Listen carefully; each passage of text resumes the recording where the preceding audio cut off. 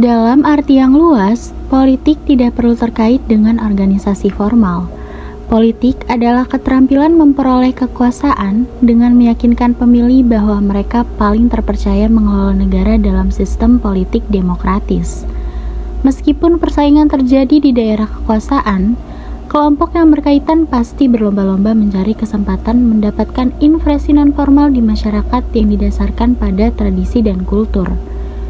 Dalam sosiologi, identitas didefinisikan sebagai susunan keanggotaan terpisah di golongan yang meliputi karakteristik, juga kewajiban umum.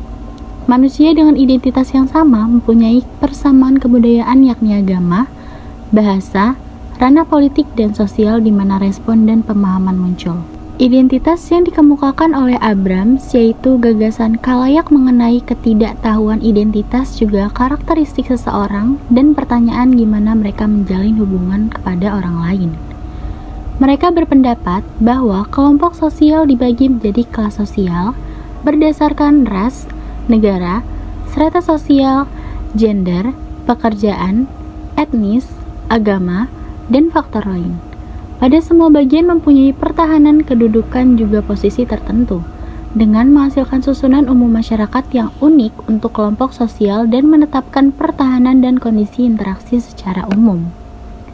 Menurut Bukhari, tanda pengenalan didefinisikan sebagai suatu hal yang membedakan kepentingan pribadi dengan golongan maupun golongan dengan kepentingan pribadi. Ini dikerjakan dengan konsisten dalam hubungan khalayak, sampai menghasilkan pendapat yang sudah ditentukan tentang adanya seseorang atau golongan tertentu. Keberagaman berakhir sebagai kumpulan orang yang bersatu. Dalam hubungan sosial, mekanisme ini terjadi secara konsisten dan dapat mewujudkan pendapat tertentu mengenai adanya seseorang atau golongan tertentu. Bukhari menekankan maka dengan hal seperti ini, keberagaman sangat berbeda. Dengan mengambil pengertian ini, politik identitas dapat dianggap sebagai strategi politik yang digunakan oleh kelompok suku agar mendapat maksud yang jelas. Kehadirannya sebagai besar disebabkan dari terbentuknya aspek-aspek pasti agar dipercaya menjadi desakan juga ketidaksetaraan kebijakan dari kelompok suku. Kelompok suku mengalami adanya ketidaksetaraan ini, maka mereka akan membangun lagi untuk memperlihatkan karakter atau jati dirinya dalam tindakan politik dengan mengendalikan kesetaraan etnis atau karakteristik tertentu. Dalam bidang politik, konsep identitas politik adalah yang baru. Biopolitik dan politik perbedaan juga dikenal sebagai politik identitas.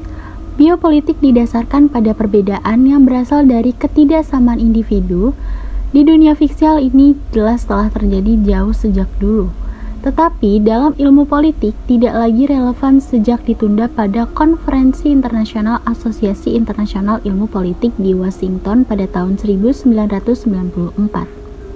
Akibatnya, keadaan saat ini, sistem dan praktik politik sangat memengaruhi toleransi politik atau toleransi bersama. Demokrasi dalam khalayak juga beragam dan banyak perbedaan. Pasti selalu melewati banyak masalah, diawali acara kerakyatan yakni memilih langsung presiden dan wilayah sekitar juga merujuk pada identitas politik.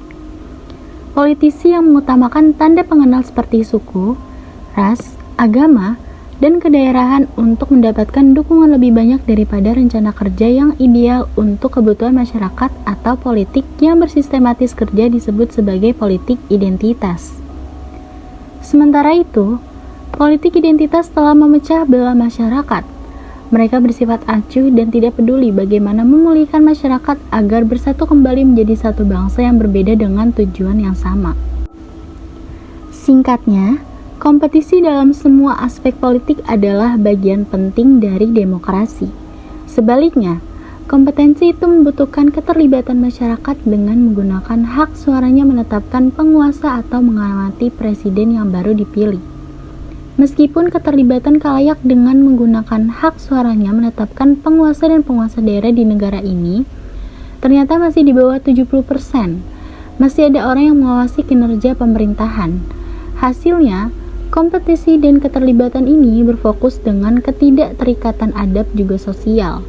Karena itu, sebagai bagian penting dari demokrasi, pemerintah kita memberikan kebebasan sipil kepada semua warganya untuk berorganisasi, berpolitik, berpendapat, dan berpolemik.